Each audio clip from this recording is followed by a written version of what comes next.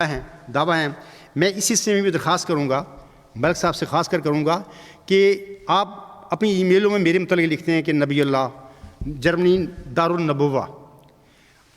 کبھی ملک صاحب میری کسی تحریر میں یا کسی میری تقریر میں آپ نے پڑھا ہے یا سنا ہے کہ میں نے اپنے آپ کو نبی اللہ کا دعوے کے ساتھ پیش کیا لوگوں کے آگے؟ میں نے ہمیشہ اپنی تحریر و تقریر میں اپنے آپ کو موعود ذکی غلام مسیح الزماں کہا ہے.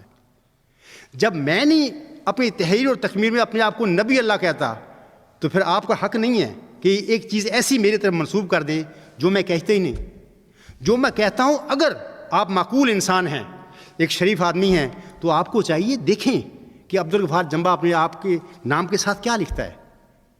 اگر تو میں نبی اللہ کہتا ہوں تو پھر تو ٹھیک ہے. اگر میں یہ کہہ رہے ہیں تو مجھے ثبوت دیں، مجھے میں نے کہاں لکھا ہے؟ میں نے کسی تقریر میں خطبہ میں نے کہا ہے میں نبی اللہ ہوں؟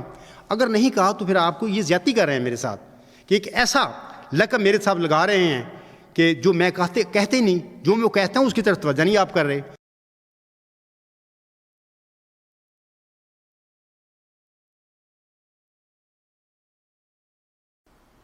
امتی نبی نہیں ہے،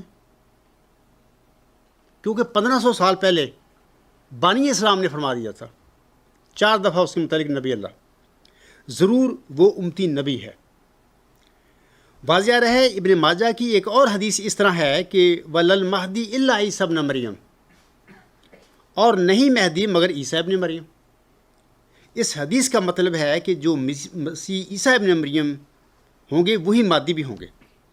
لہٰذا اس طرح حضرت مرزا غلام علیہ السلام اور آپ کا ذکی غلام دونوں مسیح عیسیٰ ابن مریم ہوتے ہوئے دونوں امتی نبی ہیں.